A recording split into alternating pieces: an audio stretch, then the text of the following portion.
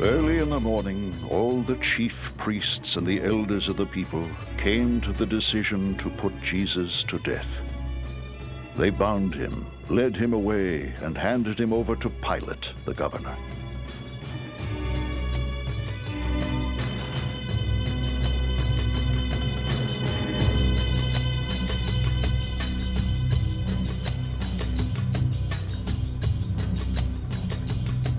When Judas, who had betrayed him, saw that Jesus was condemned, he was seized with remorse and returned the 30 silver coins to the chief priests and the elders.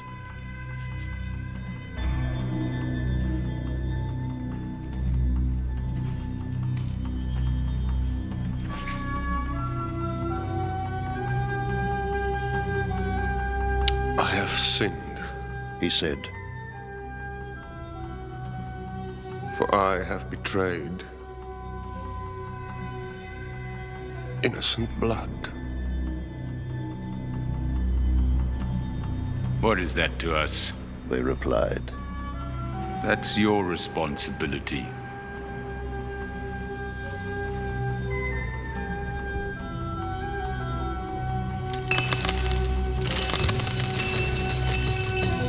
So Judas threw the money into the temple and left.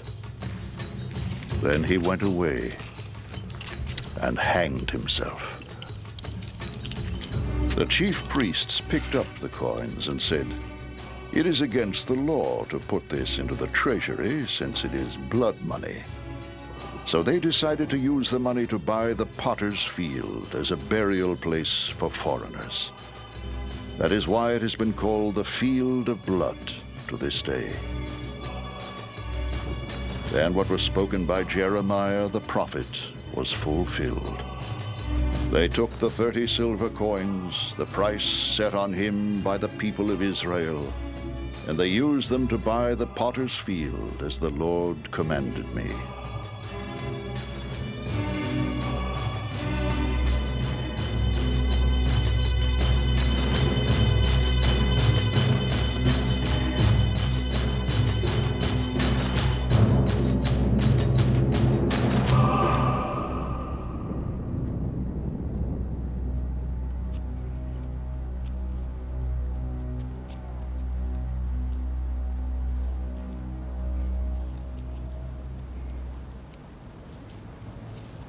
Meanwhile, Jesus stood before the governor, and the governor asked him, "Are you the king of the Jews?"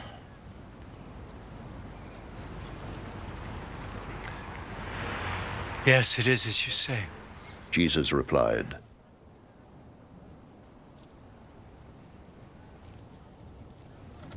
When he was accused by the chief priests and the elders, he gave no answer. Then Pilate asked him, "Don't you hear the testimony they are bringing against you?" but Jesus made no reply, not even to a single charge, to the great amazement of the governor.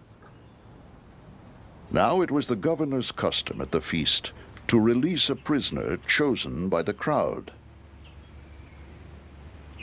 At that time they had a notorious prisoner called Barabbas.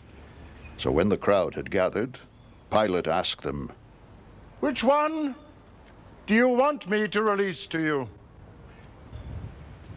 Barabbas or Jesus, who is called Christ?" for he knew it was out of envy that they had handed Jesus over to him.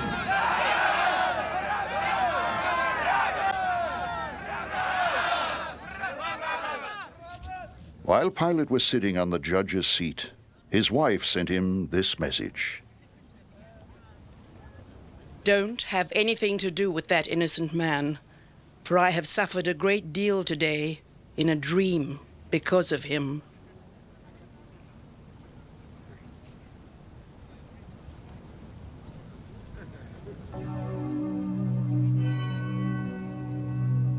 But the chief priests and the elders persuaded the crowd to ask for Barabbas and to have Jesus executed. "Which of the two do you want me to release to you?" asked the governor. they answered. What shall I do then with Jesus who is called Christ? Pilate asked. They all answered,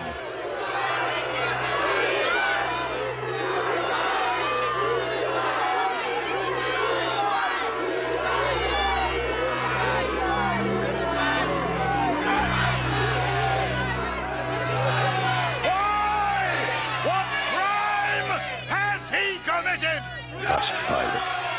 But they shouted all the louder.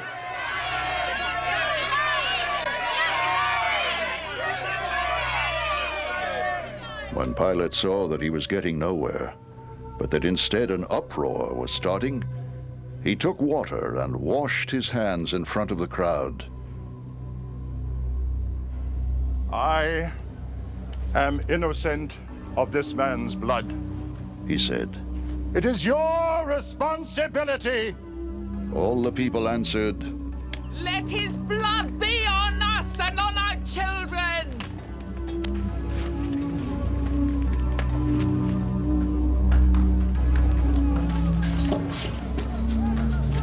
Then he released Barabbas to them.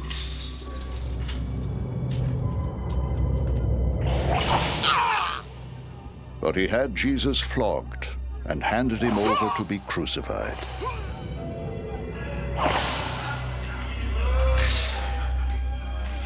Then the governor's soldiers took Jesus into the praetorium and gathered the whole company of soldiers around him. They stripped him and put a scarlet robe on him, and then twisted together a crown of thorns and set it on his head.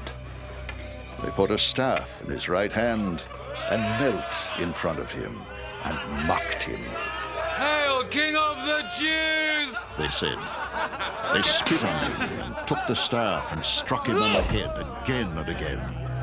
After they had mocked him, they took off the robe and put his own clothes on him. Then they led him away to crucify him. As they were going out, they met a man from Cyrene named Simon, and they forced him to carry the cross. They came to a place called Golgotha, which means the place of the skull.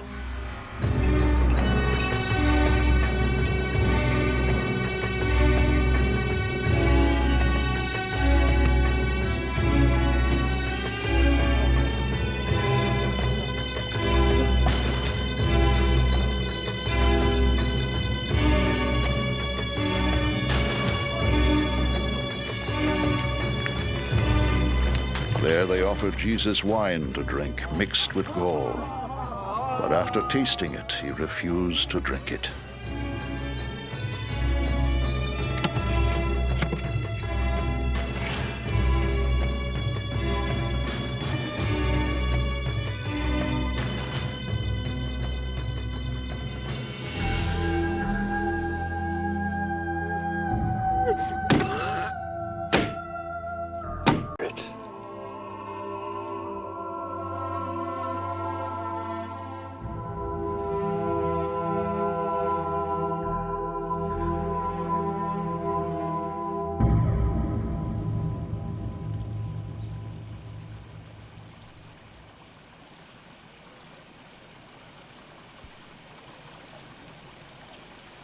At that moment, the curtain of the temple was torn in two from top to bottom.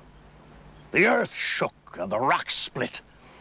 The tombs broke open, and the bodies of many holy people who had died were raised to life. They came out of the tombs, and after Jesus' resurrection, they went into the holy city and appeared to many people. When the centurion and those with him who were guarding Jesus saw the earthquake and all that had happened, they were terrified and exclaimed, "Surely he was the Son of God."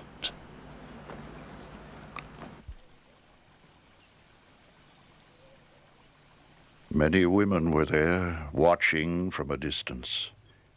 They had followed Jesus from Galilee to care for his needs. Among them were Mary Magdalene, Mary, the mother of James and Joseph, and the mother of Zebedee's sons.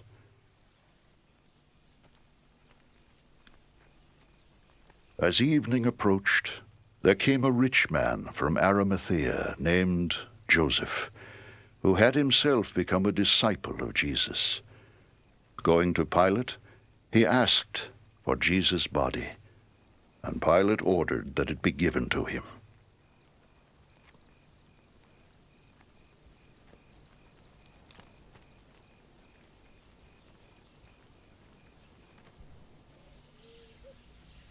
Joseph took the body, wrapped it in a clean linen cloth, and placed it in his own new tomb that he had cut out of the rock. He rolled a big stone in front of the entrance to the tomb and went away. Mary Magdalene and the other Mary were sitting there opposite the tomb.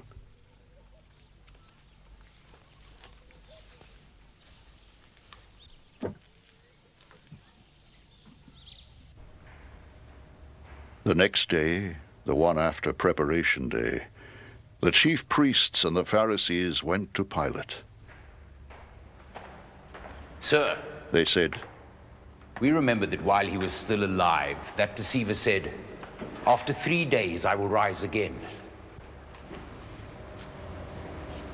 So give the order for the tomb to be made secure until the 3rd day. Otherwise his disciples may come and steal the body and tell the people that he's been raised from the dead. This last deception will be worse than the first.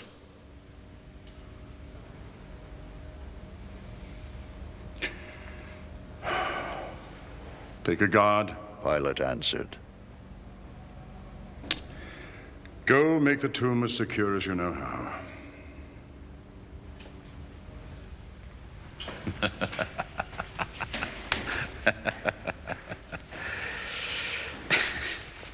So they went and made the tomb secure by putting a seal on the stone and posting a guard.